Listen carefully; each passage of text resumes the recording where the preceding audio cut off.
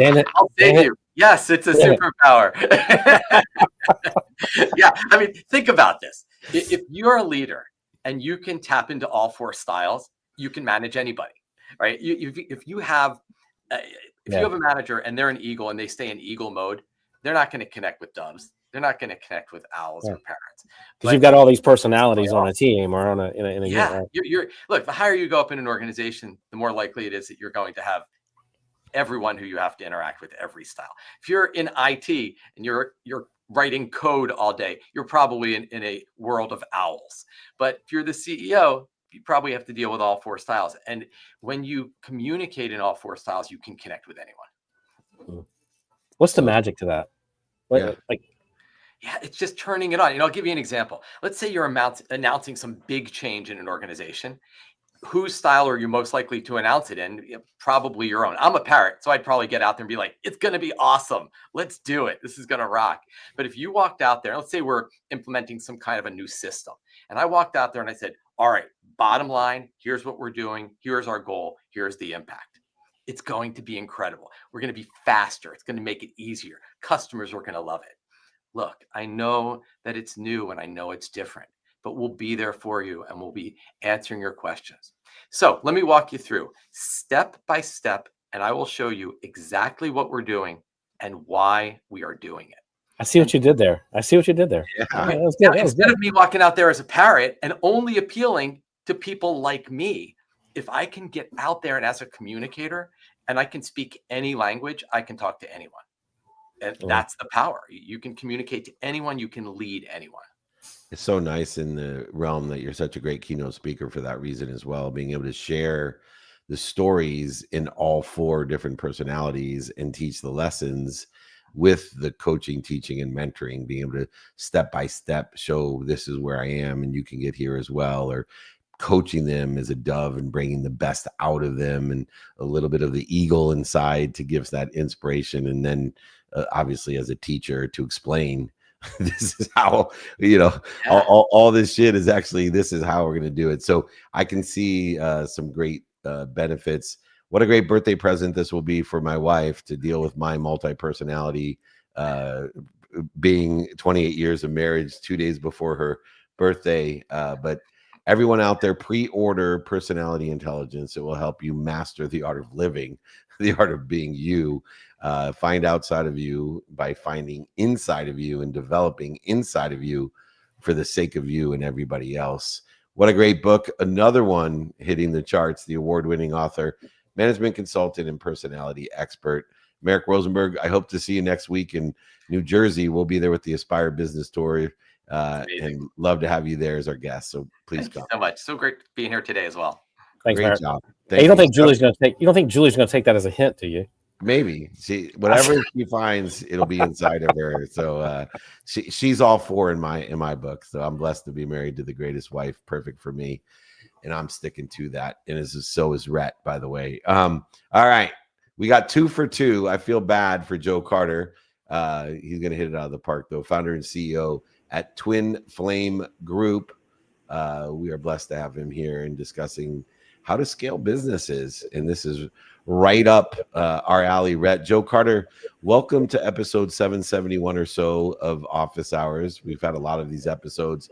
Scaling has always been a critical business issue of the show that we've talked about in utilizing growth, obviously. But you talk about it in the context of culture. And I love to tell people all the time when I'm coaching them and being overpaid, unlike Rhett, who's underpaid. When I'm overpaid as a coach, I tell them you don't work for a company, you work for a culture.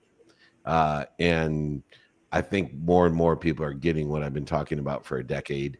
How important is the culture aspect in scaling a business?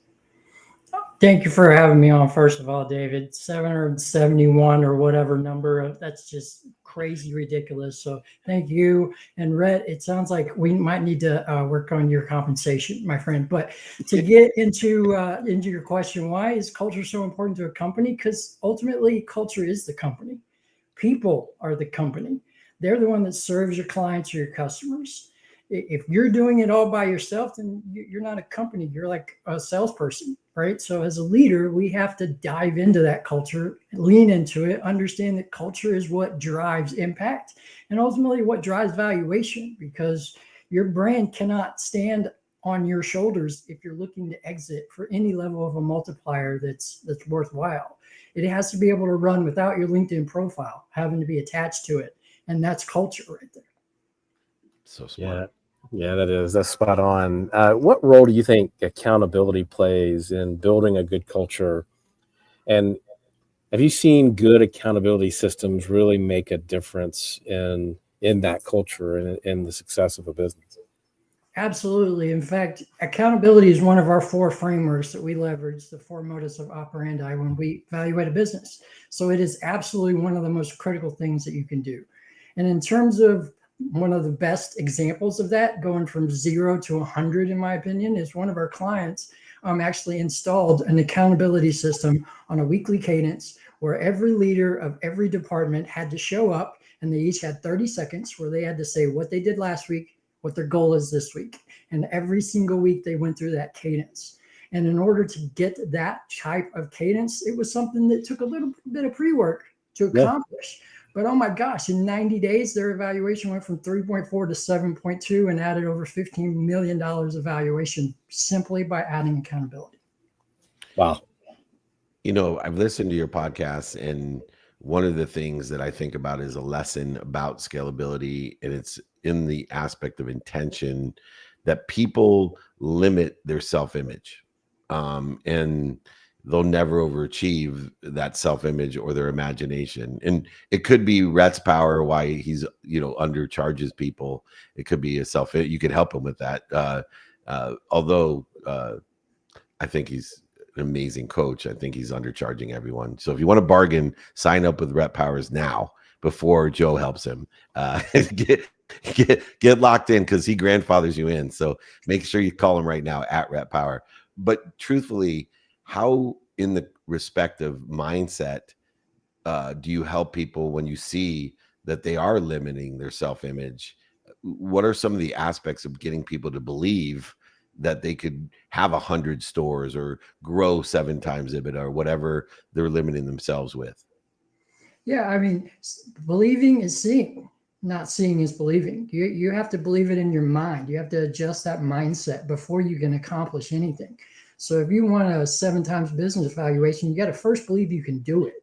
And then you work backwards from there to determine what your steps are to accomplish it. So it is all a mind shift switch. Ooh, I almost said something that wasn't good there. A mind shift swift that you have to accomplish. It's kind of like what Merrick was talking about a minute ago. Like there's 4 personalities, right? There's a method to each of those personalities to enhance them, to understand them, ultimately to lead someone else. And that the same is applicable for you. You lean into your personality, you understand what shift you need to make, and you begin with the end in mind.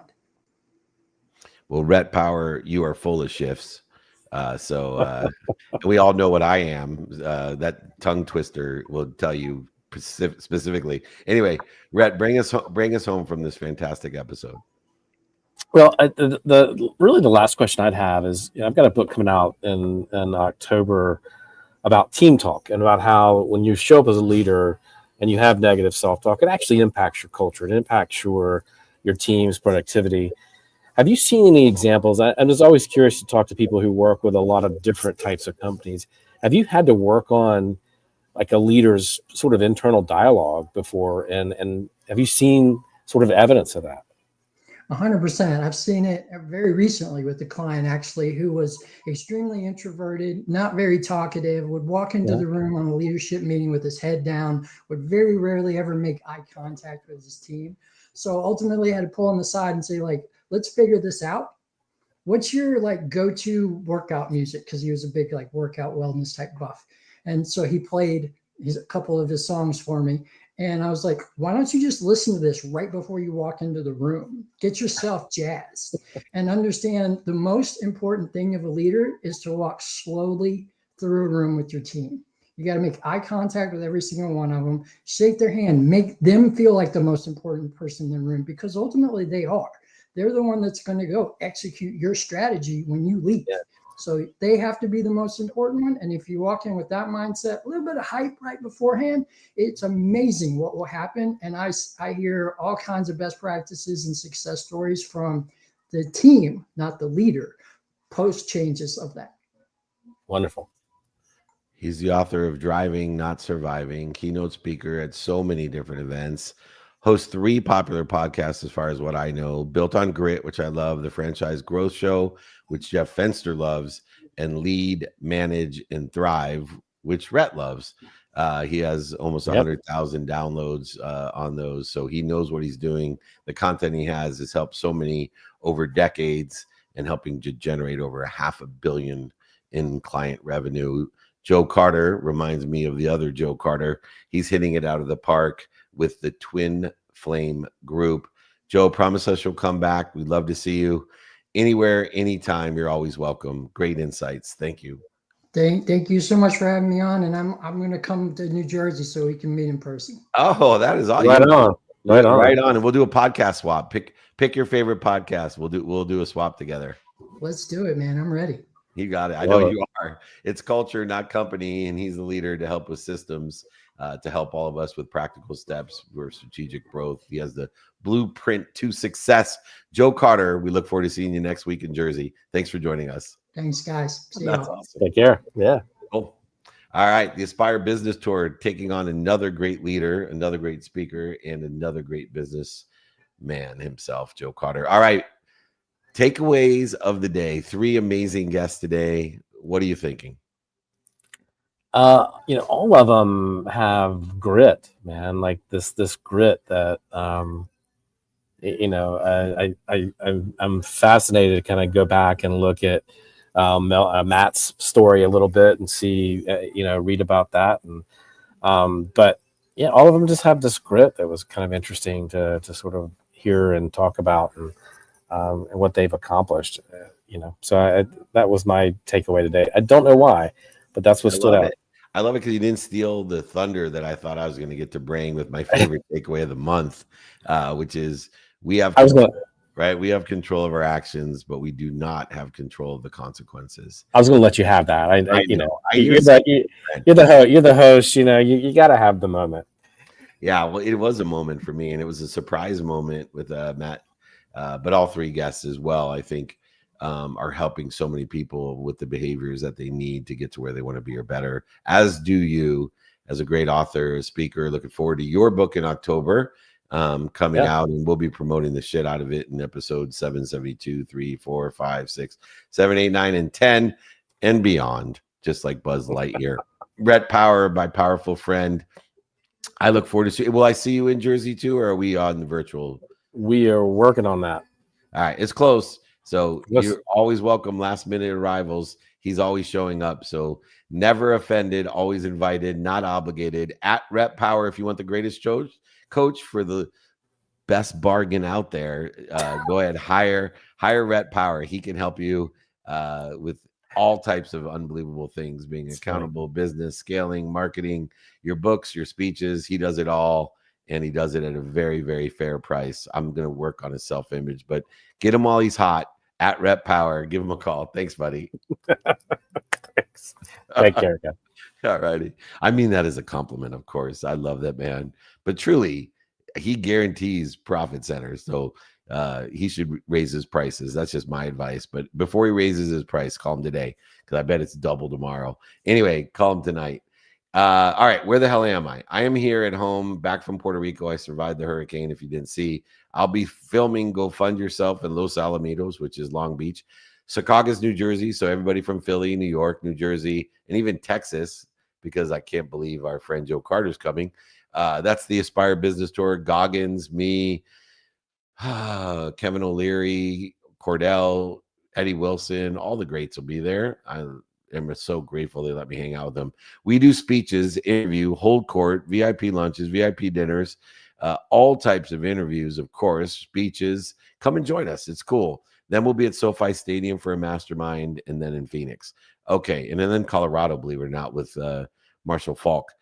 If you want to be invited to all of this, don't feel obligated. 949-298-2905.